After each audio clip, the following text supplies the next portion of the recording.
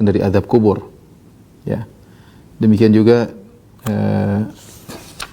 yang menentukan bahwasanya Nabi Shallallahu Alaihi Wasallam membaca surat Al-Mulk tiap malam. Ya. Dalam sebuah hadis dari Jabir bin Abdullah, anna Nabi Shallallahu Alaihi Wasallam kana la yanamu hatta yaqra'a alif lam mim tanzil wa tabarakalladzi biyadihil mulk. Bahwasanya Nabi Shallallahu Alaihi Wasallam tidaklah sebelum tidur kecuali beliau membaca surat Alif Lam Mim Tanzil atau Alif Lam Mim Sajdah, dan juga baca surat Al-Mulk tabarakalladzi biyadihil mulk. Namun hadis ini juga adalah hadis yang dhaif, ya. Namun ada hadis yang sahih, ya. Kata Nabi sallallahu alaihi wasallam, suratu Tabarak hiyal mani'ah min adzabil qabr. Surat Tabarak dia adalah surat yang akan mencegah dari azab kubur. Jadi para ulama menjelaskan seorang hendaknya memiliki perhatian terhadap surat Al-Mulk, ya, dengan membacanya, sering dibaca, dengan memahami tafsirnya, tapi tidak dikaitkan harus baca setiap malam. Tidak harus dikaitkan dibaca untuk setiap malam. Karena hadis-hadis yang menyatakan surat ini dibaca setiap malam untuk menyelamatkan seorang dari azab kubur, hadisnya dhaif. Hadisnya dhaif. Oleh karenanya yang sahih disebutkan aja surat Tabarak hiyal mani'ah min adzabil qabr. Surat Tabarak yaitu surat Al-Mulk adalah penghalang dari azab kubur. Jadi kita harus memiliki perhatian khusus kepada surat ini dengan dibaca, di antaranya dengan memahami tafsirnya yang sedang kita lakukan sekarang. Di antara keutamaan juga surat Tabarak, surat Al-Mulk, dia akan beri syafaat. Ini keutamaan yang kedua, ya. Dari Abu Hurairah radhiyallahu anhu bahwasanya inna suratan Rasulullah SAW bersabda, inna suratan min kitabillah hiya ma hiya illa 30 ayah. Ada sebuah surat dalam Al-Quran, hanya 30 ayat. Syafa'at li rajulin hatta akhrajathu minan nar. Dia akan beri syafaat kepada seorang sampai mengeluarkan dari neraka jahanam yaumal qiyamah, pada hari kiamat. Wa adkhalathul jannata wa hiya suratut Tabarak. Dan akan masukkan seorang dalam surga, masukkan orang tersebut dalam surga, ini surat Tabarak. Ya, ini dalil bahwasanya surat Al-Mulk bahkan bermanfaat bagi seorang yang mungkin melakukan dosa besar, yang kemudian masuk dalam neraka. Di antara yang bisa mengeluarkan dia dari neraka adalah surat Al-Mulk yang dia baca ketika di dunia, ya. Tapi intinya ini surat yang mulia, ya, yang kita dimotivasi untuk memperhatikannya karena dia adalah penghalang dari azab kubur, ya. Taib, surat Al-Mulk adalah surat Makkiyah dengan kesepakatan para ulama. Sering kita sampaikan surat Makkiyah adalah surat yang turun sebelum Nabi berhijrah. Surat yang turun sebelum Nabi berhijrah ke kota Madinah. Ketika kita tahu suatu surat atau suatu ayat adalah Makkiyah, agar kita punya gambaran bahwasanya audiens yang sedang dihadapi oleh Nabi sallallahu alaihi wasallam ketika turun surat ini, audiensnya adalah orang-orang kafir Quraisy. Beda ketika kalau kita bilang surat Madaniyah. Kalau surat Madaniyah berarti audiensnya berbeda. Ada kaum mukminin kebanyakannya, ada orang Yahudi, ada orang munafik. Karena di Madinah ada muslimin, ada kaum mukminin, ada Yahudi, ada orang munafik. Tiga kelompok. Adapun di Mekah, ayat-ayat yang turun kebanyakan masalah akidah, dan audiens yang ditujukan kepada mereka surat-surat tersebut adalah orang-orang kafir Quraisy. Baik, kita bacakan ayat pertama dan tafsirannya. Allah Subhanahu wa taala berfirman, Tabarakalladzi biyadihil mulku wa huwa ala kulli syai'in qadir. Maha suci Allah yang di tangannya menguasai segala kerajaan dan dia maha kuasa atas segala sesuatu. Allah buka dengan memuji dirinya dengan mengatakan Tabarak. Apa itu Tabarak? Tabarak artinya adalah ta'azam, yang maha agung. Yang maha agung. Dan Tabarak berasal dari kata al-barakah. Al-barakah artinya kathura khairuhu, yaitu banyak kebaikannya. Maksudnya Allah secara zat, Allah zat yang sempurna, yang maha baik. Ya, penuh dengan keagungan, penuh dengan kebaikan, dan di antara dampaknya Allah mencurahkan kebaikan kepada hamba-hambanya, kepada makhluk-makhluknya. Makanya Allah disebut juga dengan wahibul barakah, yaitu yang memberi keberkahan. Karena dia adalah Tabarak, zat yang maha berkah, yang maha agung, dan dia juga yang berhak untuk memberikan keberkahan dan kesucian dan kebaikan. Ya. Dia memberikan keberkahan kepada siapapun yang dia kehendaki, karena dia adalah Tabarak. Sebagian makhluk-makhluk Allah berikan keberkahan, seperti kota Mekah, kota Madinah dijadikan berkah oleh Allah Subhanahu wa taala, seperti masjid tempat yang berkah. Kemudian juga orang mukmin adalah manusia yang berkah. Kemudian contohnya sebagian buah-buahan seperti buah zaitun, ya, buah yang berkah, buah korma adalah buah yang berkah. Intinya Allah Subhanahu wa taala adalah tabarak, zat yang maha berkah, dan dia yang memberikan keberkahan kepada siapa yang dikehendaki. Allah berfirman, Tabarakalladzi biyadihil mulku. Segala puji bagi Allah yang di tangannya adalah kerajaan. Di tangan Allah adalah segala kerajaan. Di sini al-mulk dengan alif lam yang memberikan faedah istighraq, keumuman semua kerajaan adalah milik Allah. Itu kerajaan langit, kerajaan bumi, ya. Semua itu hanyalah milik Allah Subhanahu wa taala. Oleh karenanya Ibnu Abbas mengatakan, biyadihil mulku, di tanganlah Allah, di tangannya lah segala kerajaan. Yu'izzu man yasha. Allah yang mengatur langit dan bumi. Allah memuliakan siapa yang Allah kehendaki. Wa yudhillu man yasha, dan Allah merendahkan, menghinakan siapa yang Allah kehendaki.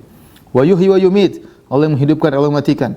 Wa yughni, Allah yang menjadikan berkecukupan. Wa yufqir, Allah yang menjadikan miskin. Wa yu'ti, Allah yang memberikan. Wa yamna, dan Allah yang menahan, ya. Makanya Nabi di antara doanya, Allahumma la mani alima atait. Ya Allah, tidak ada yang mencegah ya apa yang kau berikan. Wala mu'tiya lima mana'ta, dan tidak ada yang bisa memberi kalau kau sudah mencegah. Karena semua adalah kehendak Allah Subhanahu wa taala. Qulillahumma malikal mulki, ya. Tu'til mulka man yasha. Allah berikan kerajaan kepada siapa yang Allah kehendaki.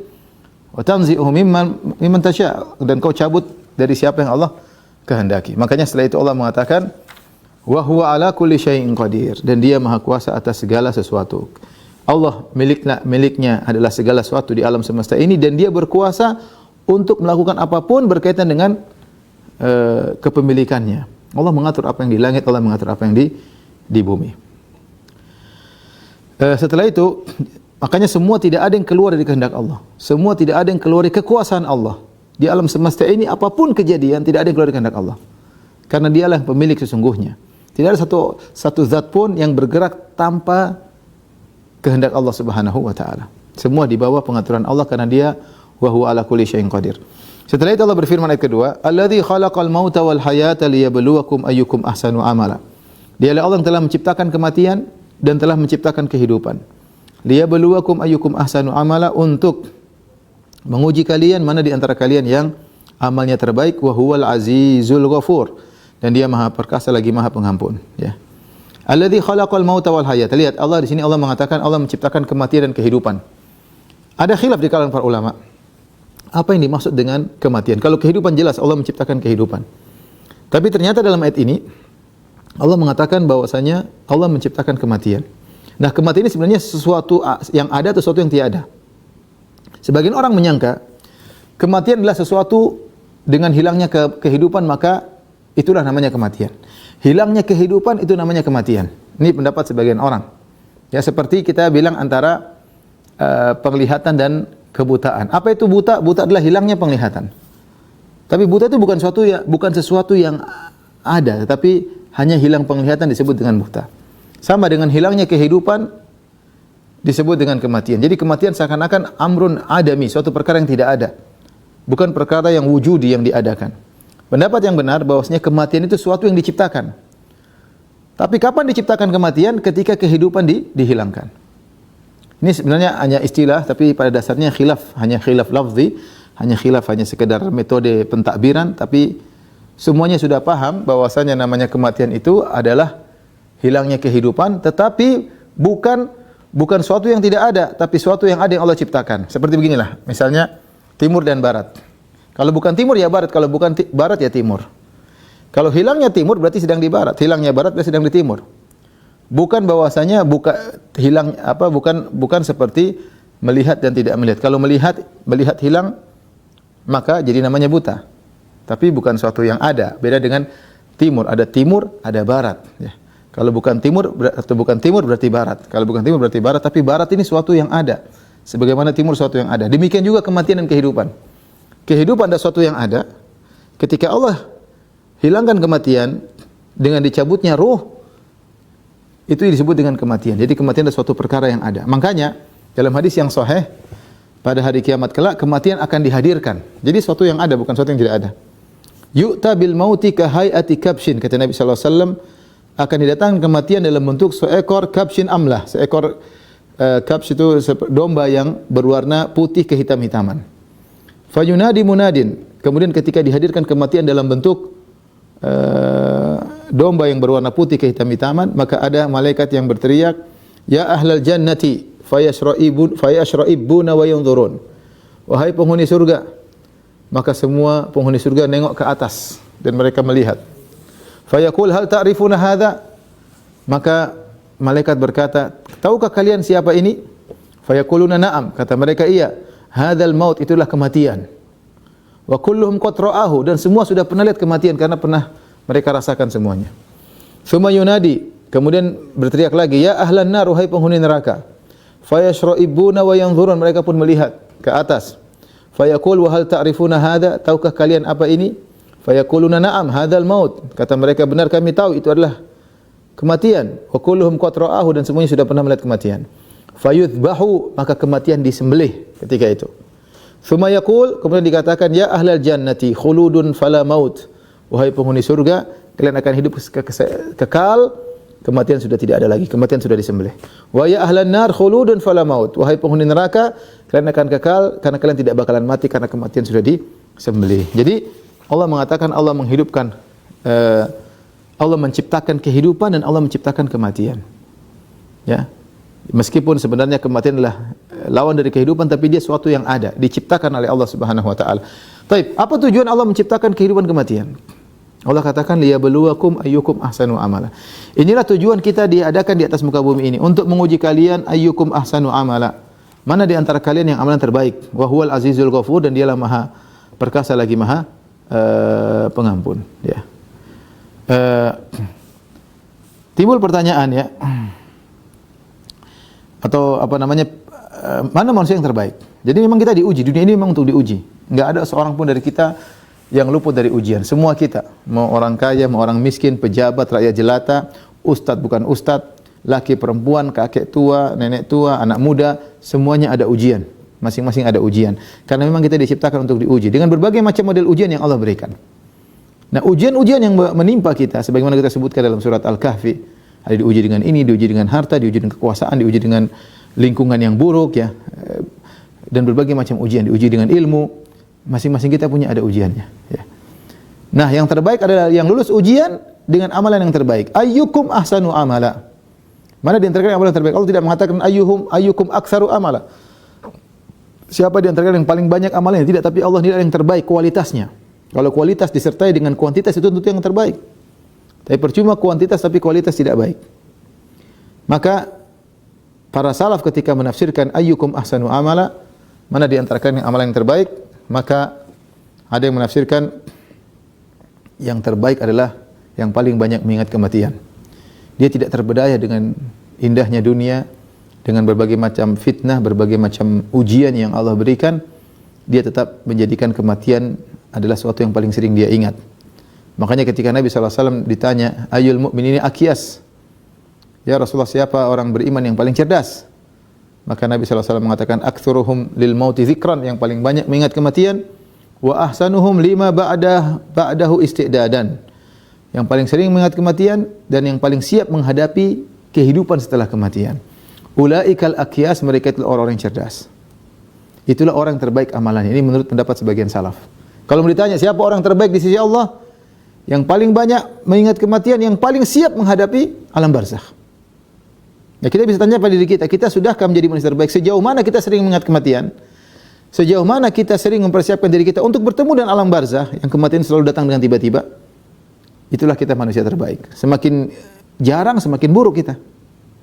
Makanya Al-Qurtubi rahimahullah mengatakan bahwasanya kematian adalah musibah paling besar. Tapi lebih besar daripada musibah kematian adalah lupa dengan kematian. Itu musibah bagi kita semua. Kalau kita sering lupa dengan kematian, kita merasa kita akan hidup lama, kita merasa angan-angan kita panjang, kita tidak persiapan akhirnya, kata kita merasa santai. Lain halnya kalau seorang merasa kematian bisa datang kepadanya kapan saja, maka dia selalu persiapan. Dia selalu persiapan. Ya. Allah tidak mengatakan yang terbaik adalah yang begini, tapi mengatakan yang paling baik di antara pernyataan sebagian salaf, yang paling banyak mengingat kematian dan paling siap menghadapi kehidupan setelah kematian. Al-Hasan Al-Basri ketika ditanya tentang siapa manusia terbaik, dia mengatakan ayyukum azhadu fid dunya wa atraku laha.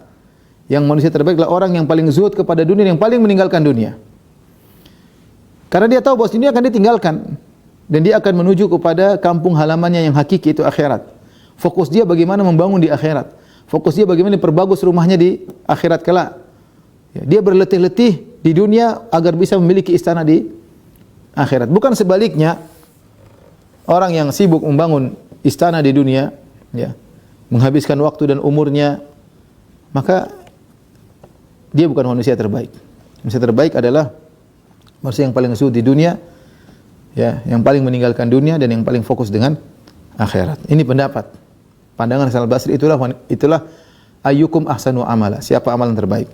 Adapun Fudail bin Iyad ketika menafsirkan dengan amal yang terbaik, kata beliau, akhlasuhu wa aswabuhu, yaitu yang paling ikhlas dan yang paling tepat sesuai sunnah. Itulah amalan yang terbaik, ya.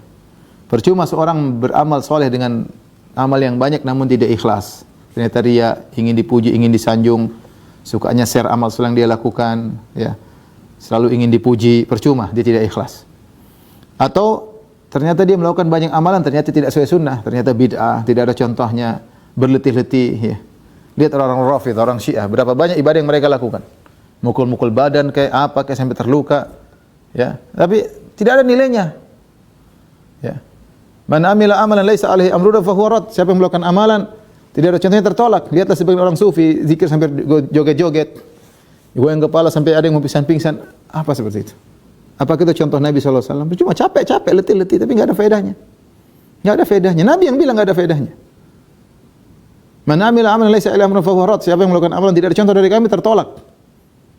Oleh karena kita dapati bagian perkataan para salaf, mereka mengingat tentang bahaya bid'ah, karena bid'ah ini membuat orang terpedaya. Dia menyangka dia melakukan ibadah yang hebat, ternyata tidak diterima oleh Allah Subhanahu wa taala.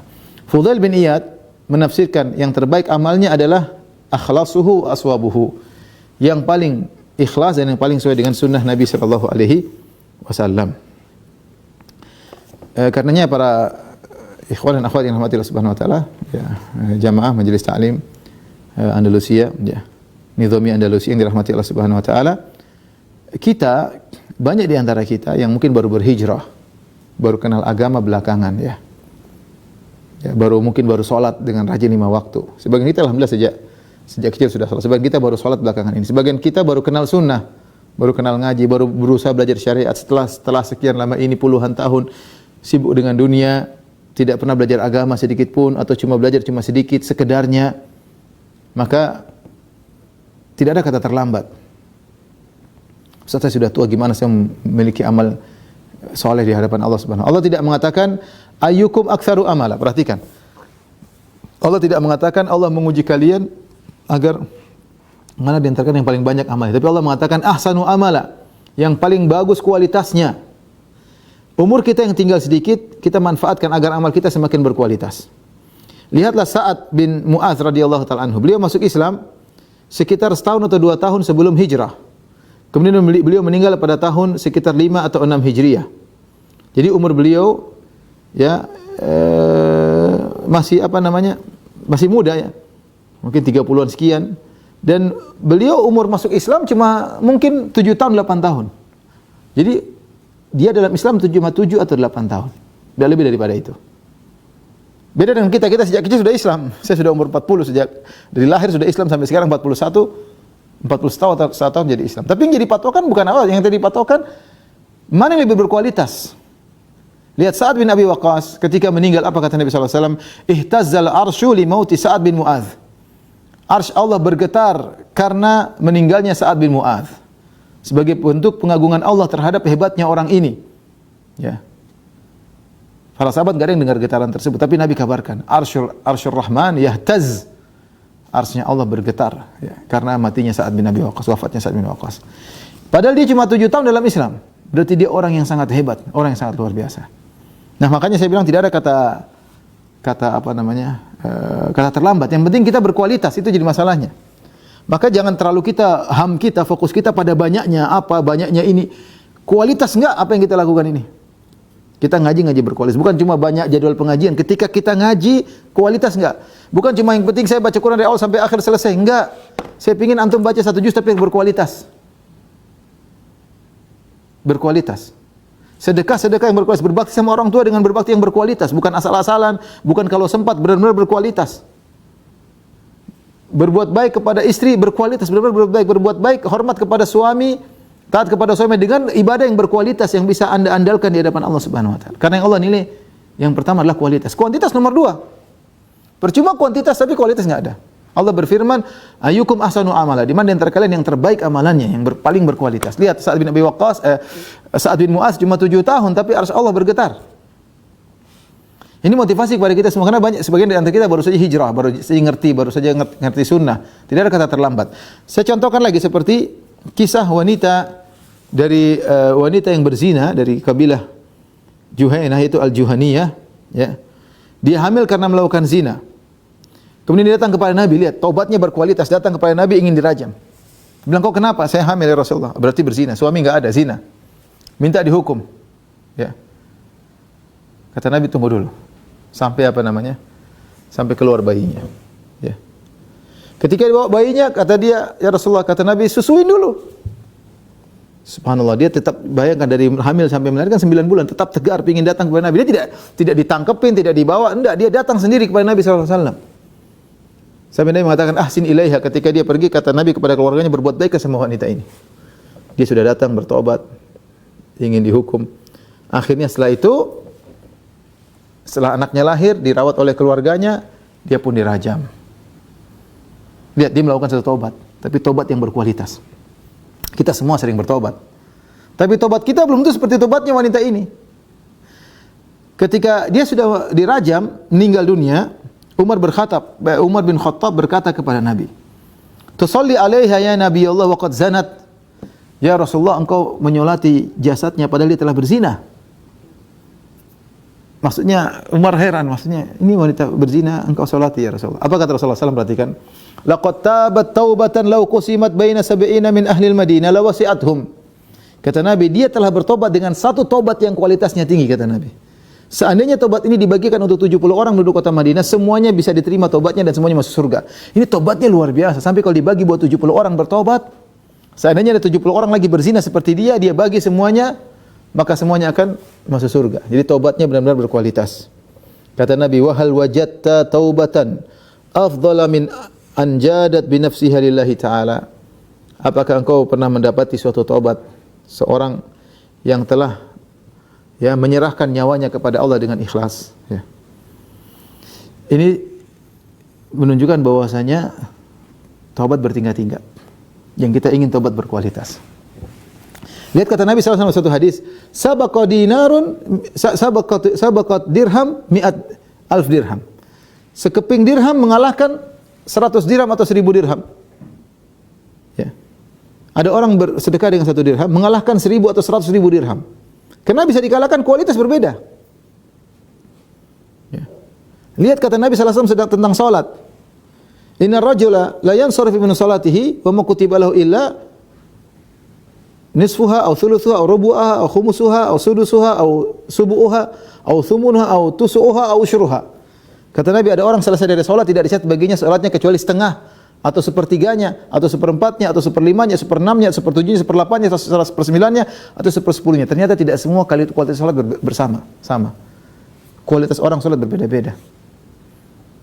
Sampai kata Ibnu Taimiyah rahimahullah taala, bisa jadi seorang salat bareng di saf yang sama, berdampingan, tapi pahalanya antara langit dan bumi.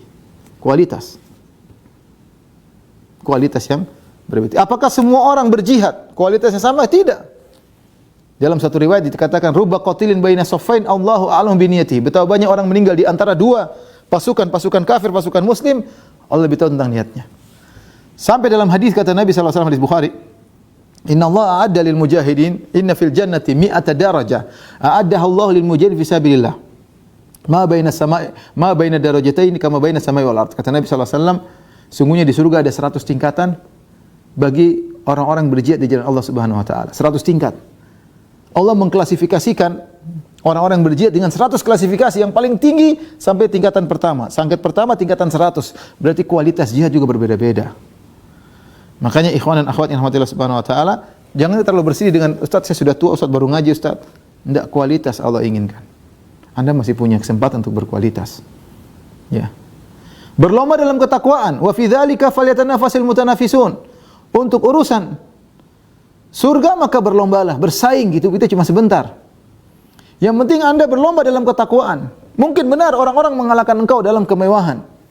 Orang-orang lebih hebat daripada engkau dalam rumahnya lebih banyak, mobilnya lebih banyak, tasnya lebih indah, ya mungkin tanahnya lebih banyak, ya. Yang penting kau jangan kalah dalam masalah ketakwaan. Jangan kau lombai dia dalam masalah dunia. Kalau kau menang pun dalam masalah dunia, semakin memperberat hisabmu di akhirat. Tapi lombailah orang dalam masalah ketakwaan. Berjuang, ikhwan. Kita hidup cuma sebentar, ya. Jangan buang-buang waktu. Yang Allah lihatlah kualitas amal soleh. Kualitas amal soleh. Ya. Kata Nabi SAW, Innallaha yuhibbu idza amila ahadukum amalan an yutqinahu. Sungguhnya Allah suka jika seorang melakukan suatu amal, dia beramal dengan profesional. Kalau dia belajar dengan profesional, kalau dia sholat dengan profesional, benar-benar sholat yang benar, kalau dia ngaji yang benar, ya, bukan asal-asalan. Agama ini jangan kita cuma asal-asalan, ya. Kalau ada kesempatan, disempatin, enggak, kita serius. Mau sholat yang serius, baca Quran yang serius, puasa sunnah yang serius, bukan sesempatnya, enggak benar. Seharusnya kalau kita balik dunia sesempatnya, ibadah yang harus kita fokus, karena itulah tujuan Allah menciptakan kita untuk melihat siapa di antara kita amal yang terbaik. Tapi kita lanjutkan. Ayat ketiga kata Allah Subhanahu wa taala, "Alladzi khalaqa sab'a samawatin tibaqa." Dialah Allah yang telah menciptakan langit 7 lapis. Ma tara fi khalqir rahmani min tafawud. Kamu sekali-sekali tidak melihat pada ciptaan Allah yang Maha Pemurah suatu yang tidak seimbang. Farji'il basara hal tara min futur. Coba lihatlah berulang-ulang, apakah kamu lihat ada ketimpangan dalam ciptaan Allah Subhanahu wa taala? Tsummarji'il basara karrataini. Kemudian lihat lagi 2 kali. Yang qaliba ilaikal basaru khasi'an. Matamu akan balik tanpa ada hasilnya. Wa huwa hasir. Kau tidak akan menemukan cacat sama sekali dan penglihatanmu itu juga dalam keadaan payah. Berarti di sini sekarang Allah menyebutkan, ya, setelah Allah mengatakan liyabluwakum ayyukum ahsanu amala wa huwal azizul ghafur. Dialah Allah menciptakan kehidupan kematian untuk menguji kalian mana yang amalan terbaik, dan Dia adalah Maha perkasa lagi Maha pengampun. Setelah Allah sebutkan tentang kehebatannya, di antaranya masalah penciptaan. Lihat Allah ciptakan sab'a samawatin tibaqa. Allah menciptakan 7 lapis langit. 7 lapis langit ini ada dua pendapat sebenarnya Ibnu Katsir dalam tafsirnya. Apakah 7 lapis maksudnya seperti ini? Lapis pertama, lapis kedua, lapis ketiga, lapis keempat, kelima, keenam, 7 lapis. Yang di mana antara lapisan pertama, lapisan kedua sambung, namanya mutawasilat. Begitu selesai lapis pertama, lanjut lapis kedua. Setelah lapis kedua, lanjut lapis ketiga. Ini pendapat. Pendapat kedua, bahwasanya 7 tingkat itu bukan mutawasilat tapi mutafasilat, ada jarak begini kira-kira. Langit pertama terus ada jarak, baru langit kedua ada jarak. Langit ketiga ada jarak, langit keempat ada jarak, langit kelima ada jarak, langit keenam ada jarak, keenam. Tebalnya langit ini 500 tahun perjalanan. Setiap langit tebalnya 500 tahun perjalanan.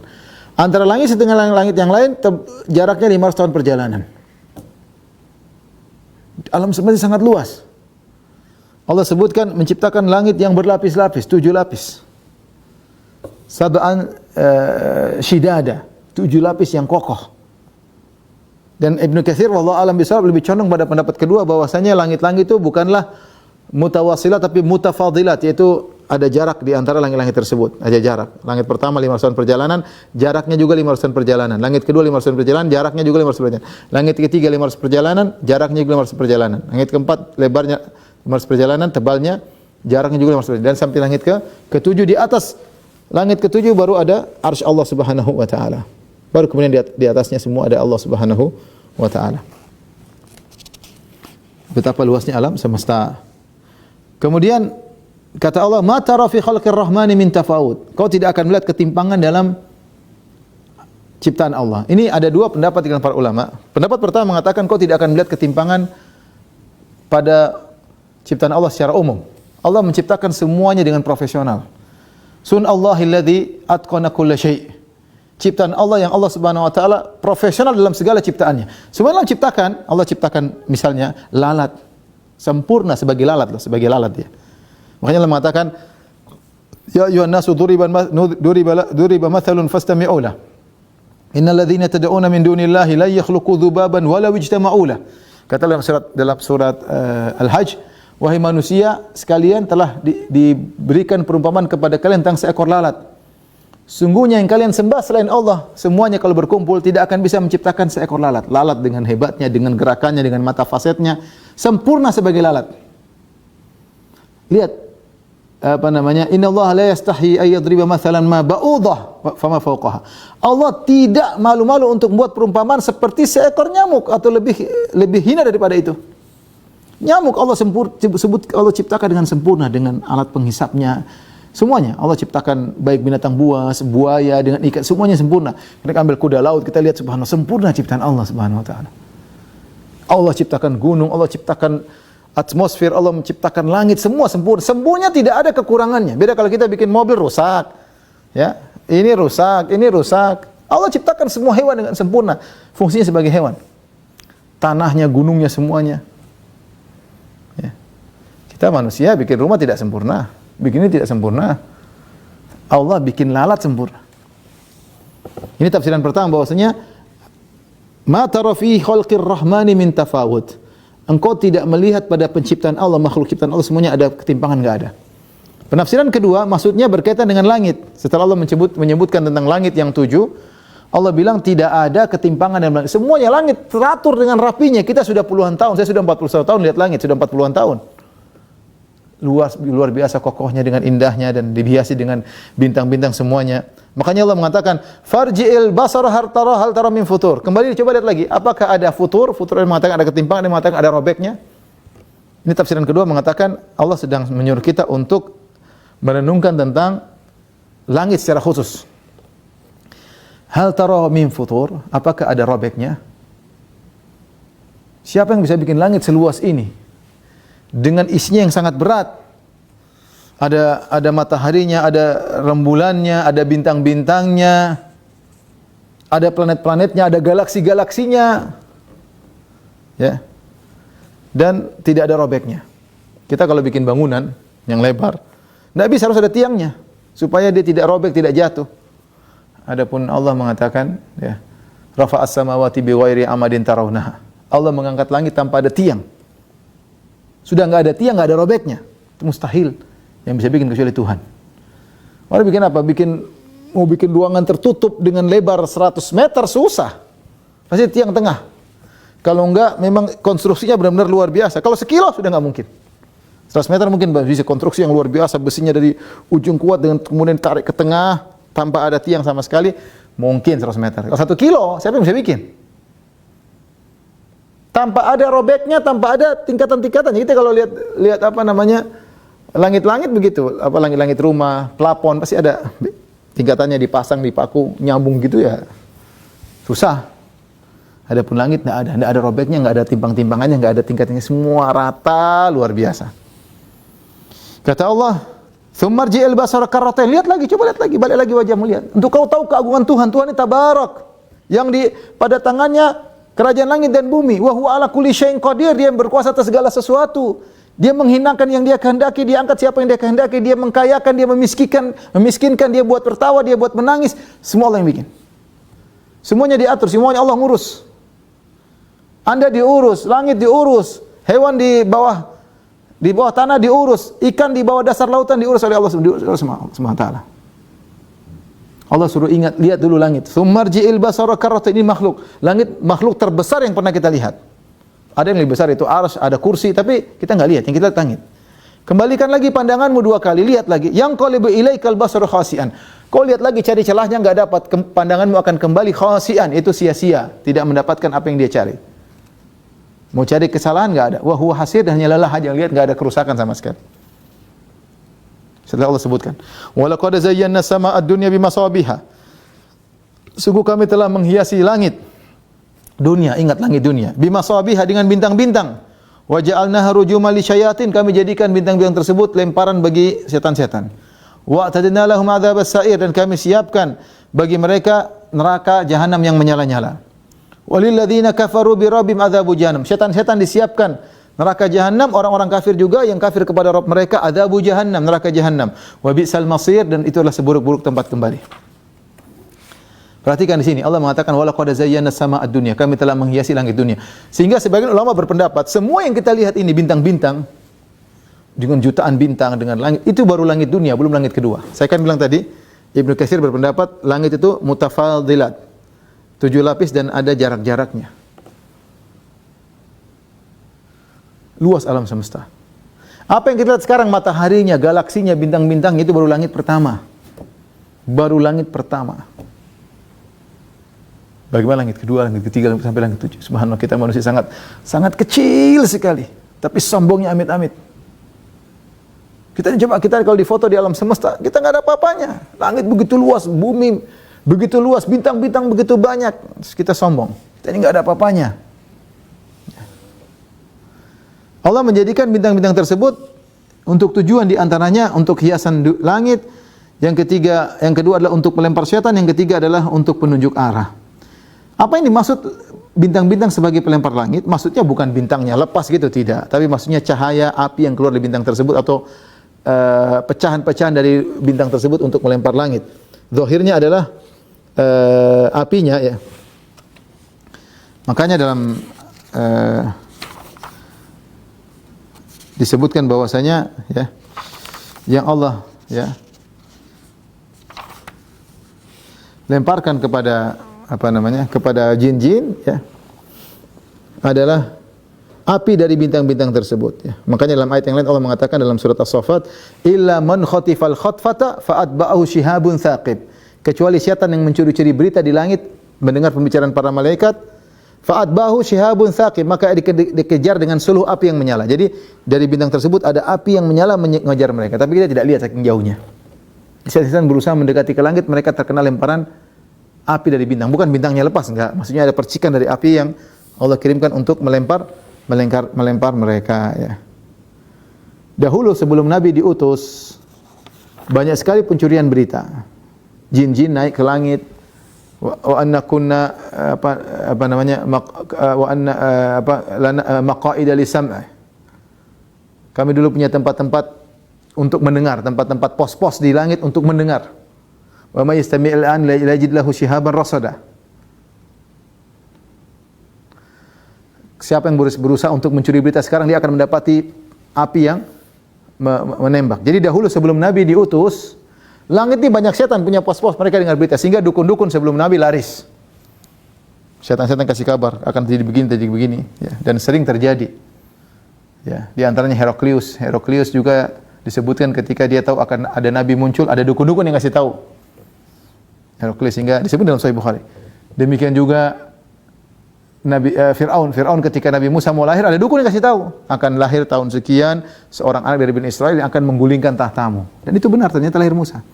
Karena itulah pembicaraan hal gaib yang dibicarakan, Allah kasih tahu kepada malaikat, malaikat bicara, akhirnya jin-jin mendengar, dia sampaikan kepada setan-setan, kepada dukun-dukun yang menjadi partnernya. Tapi setelah Nabi meninggal dunia, bakal langit dijaga dengan ketat. Sulit bagi jin untuk mencuri berita. Makanya dukun sering salah. 1000 tafsirannya satu cuma benar satu aja, mungkin juga itu kebetulan. Kalau dulu enggak, sebelum Nabi diutus, banyak setan mencuri berita, sehingga ramalan-ramalan ini, ramalan banyak benarnya. Ramalan orang-orang yang dahulu mungkin dikenal ternyata dukun, ngeramalnya sering benar. Dulu tapi. Setelah Nabi diutus, Al-Quran diturunkan, enggak, susah. Makanya sekarang kita hampir enggak dapat dukun sok tahu, kebanyakan salah. Ada setan berusaha tapi dia takut karena begitu dia naik dilempar dengan lemparan bintang. Makanya kata jin tadi, wa may istamil ana yajid lahu shihaban rasada. Siapa yang dengar sekarang yang berusaha mencuri mencuri berita sekarang, dia akan mendapati panah api yang akan menyerangnya. Lihat kata Allah Subhanahu wa taala, wa ja'alnaha rujuman lisyayatin, kami jadikan bintang-bintang tersebut untuk melempar setan-setan jin. Wa atadna lahum adzabas sa'ir, dan jin-jin tersebut akan kami siksa dalam neraka jahanam. Allah berfirman, wa laqad dzara'na li jahannama katsiran minal jinni. Kami penuhi neraka jahanam dengan banyak jin. Jin sama seperti manusia, mereka juga dibebankan. Mereka disuruh beribadah, mereka suruh percaya yang gaib, mereka tidak boleh syirik, mereka tidak boleh ini, tidak boleh anu. Dan banyak di antara mereka masuk neraka dan ada di antara mereka masuk surga. Seperti manusia. Manusia ada yang masuk neraka, ada yang masuk surga.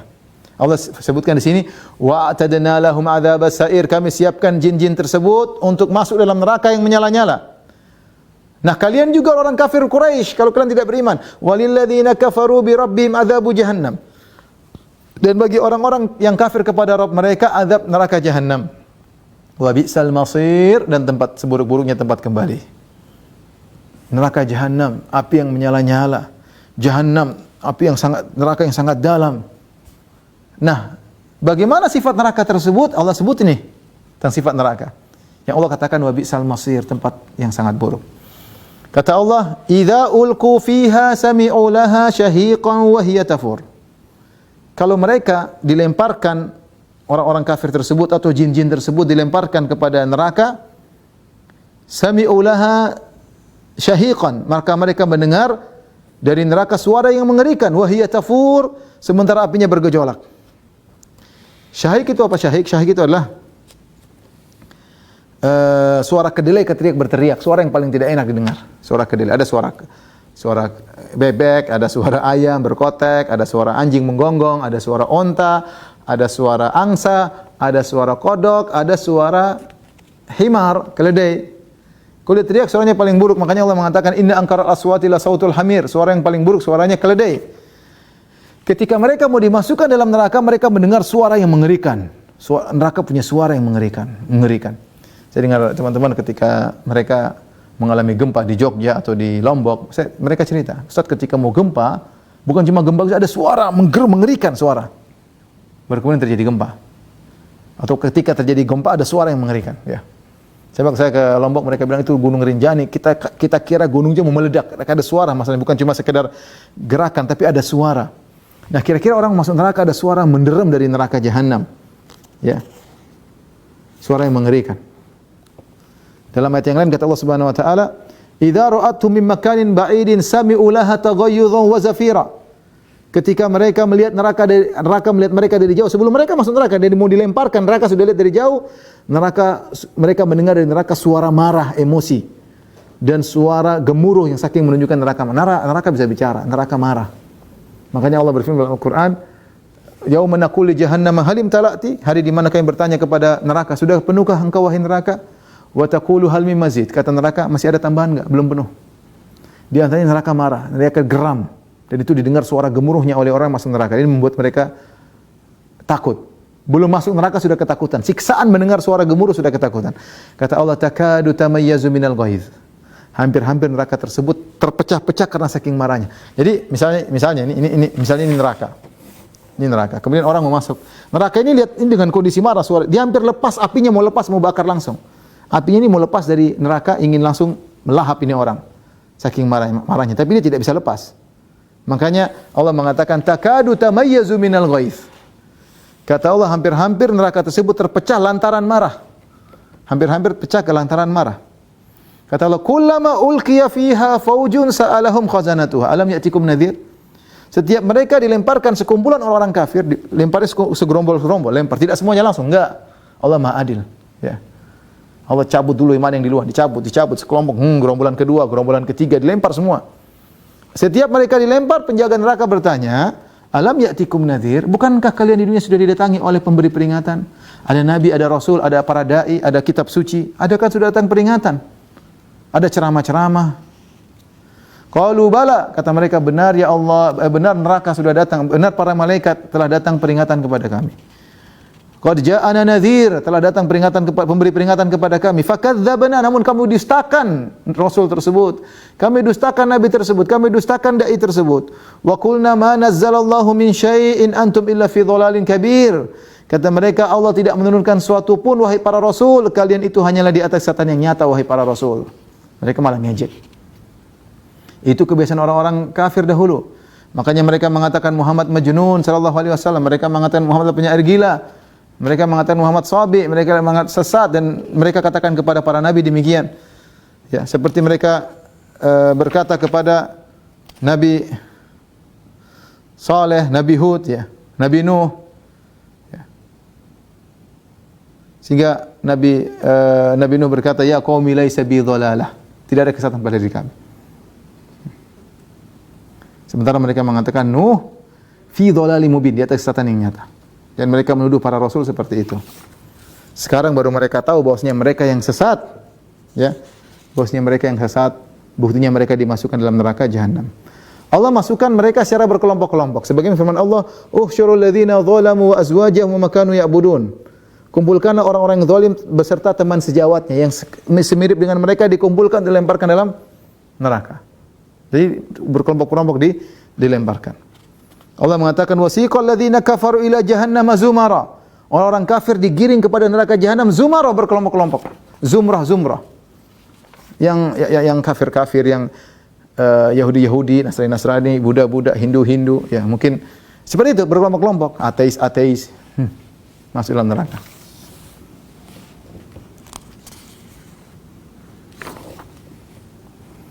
Mereka menyesal, mereka berkata wa qalu law kunna nasma'u aw naqilu ma kunna fi ashabis sa'ir. Mereka berkata dulu kalau di dunia kita dulu mendengar dan berfikir, tentunya kita tidak akan menjadi penghuni neraka jahanam. Tapi percuma.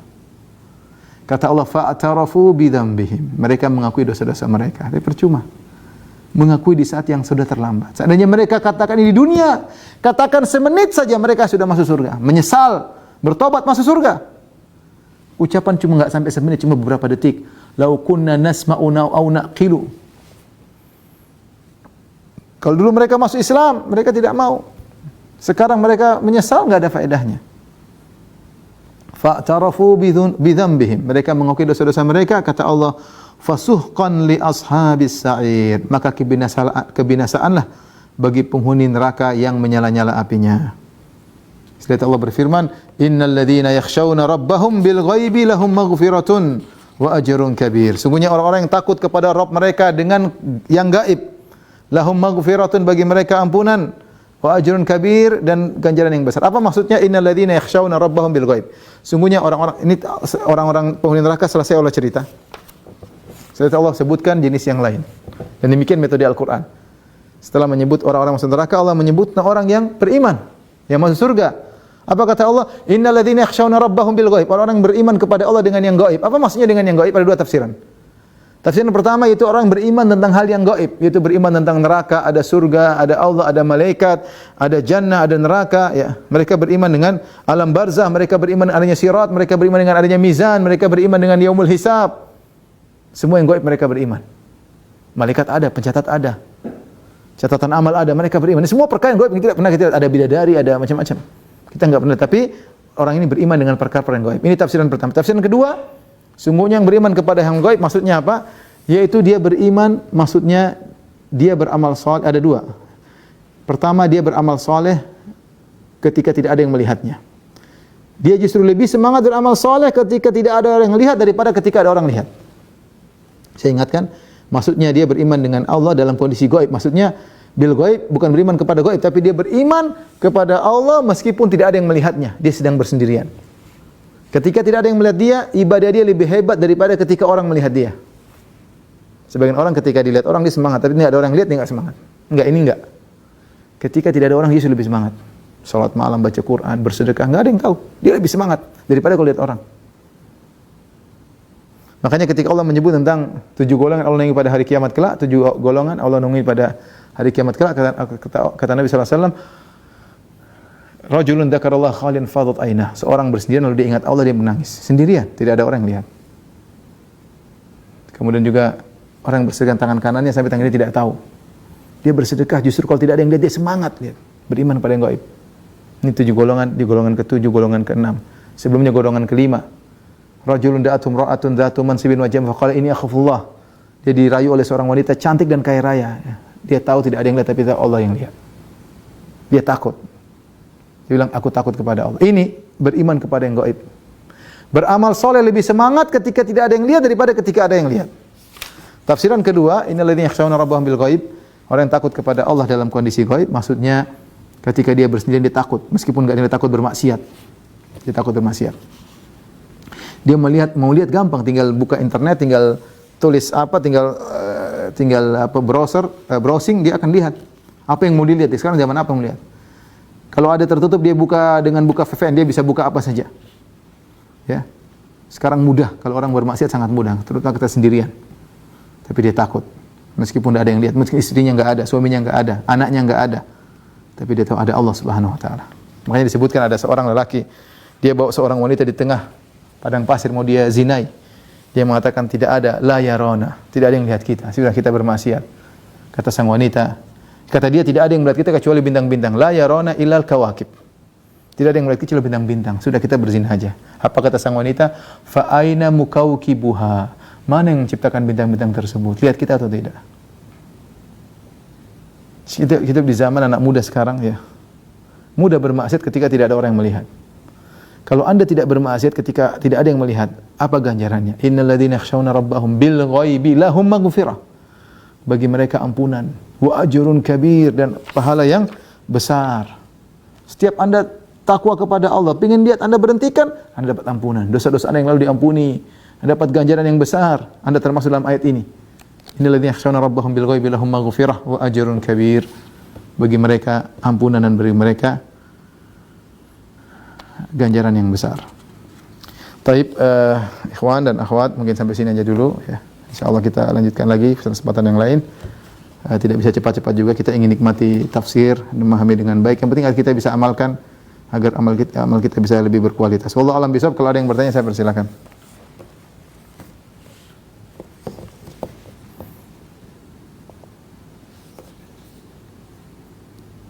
Baik, saudara, syukuran jazakallahu khairan. Barakallahu fiik. Alhamdulillah ada banyak pertanyaan Ustaz. Mudah-mudahan antusias untuk meningkatkan kualitas amal dan takwanya. Baik, bismillahirrahmanirrahim. Pertanyaan pertama, apa Ustaz izin bertanya, apa hukumnya seorang janda cerai yang tidak berniat menikah lagi? Janda cerai tidak berniat menikah lagi dan hanya ingin menuntut ilmu dan berbakti kepada orang tuanya. Bolehkah dia melaksanakan puasa Daud sepanjang tahun untuk menjaga sahabatnya? Syukran jazakallahu khairan. Seorang yang janda, dia ada dua pilihan, dia bisa menikah lagi atau enggak, terserah. Selama dia bisa menjaga dirinya, dia tidak terpengaruh dengan bisa terjerumus dalam syahwat yang haram, maka tidak mengapa, karena nikah itu hanya menjadi wajib jika dia takut terjerumus dalam hal yang haram. Hal yang haram itu banyak. Misalnya, kalau dia tidak menikah dia akan berzina. Kalau dia tidak menikah dia akan menonton film-film yang haram. Kalau dia tidak menikah dia akan melakukan masturbasi misalnya. Itu ketika ada hal tersebut maka wajib bagi dia untuk menikah. Karena dengan menikah akan menghalangi dari terjerumus dalam yang haram. Tapi kalau dia tidak hindar dari itu semua, tidak wajib bagi dia untuk menikah. Ya. Saya tidak mengatakan dia harus demikian seluruhnya sepanjang tahun. Tidak. Dilihat kondisi dia. Kalau dia bisa bertahan terserah dia. Dia ingin fokus berakti sama orang tua, dia ingin puasa Daud, silakan.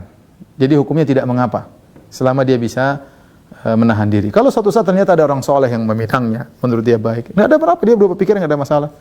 Tidak harus dia bertahan dengan pikiran pertamanya. Setiap ada tawaran yang menarik, mungkin maksudnya ada seseorang soleh yang ingin menikahinya, dia tinggal berdoa istikharah. Ada istikharah, kita punya Tuhan yang memberikan pilihan. Kalau ternyata kita sudah istikharah, kita memilih untuk berbuat sama orang tua, sudah nggak ada masalah. Tapi maksud saya ini qaror, ini keputusan, bukan berarti harus harga mati sampai meninggal, enggak. Kalau memang ada yang lebih baik, nggak ada masalah. Nabi saja pernah bernazar, Nabi bisa rubah, nggak ada masalah. Ya, dengan tinggal bayar kafar itu pun kalau sampai nazar, apalagi nggak sampai nazar. Jadi silakan, apa yang anti lakukan tidak jadi masalah. Anti ingin maksimalkan ibadah, ingin berbakti pada orang tua, silakan. Silakan belajar agama, silakan, nggak ada masalah. Mudah-mudahan itu yang terbaik. Tapi kalau suatu saat ada perubahan keputusan juga tidak jadi masalah. Meskipun sudah bernazar, bisa kalau ada keputusan lebih baik bisa rubah dan tinggal bayar kafar. Wallahu a'lam bishawab.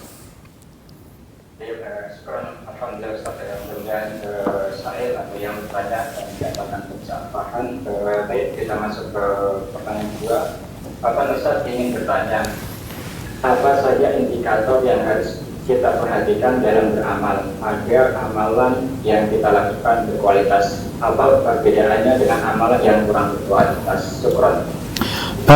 Amalan berkualitas seperti perkataan sahabat Fudail bin Iyad, akhlasuhu aswabuhu. Kalau aswabuhu sesuai dengan sunnah itu mudah.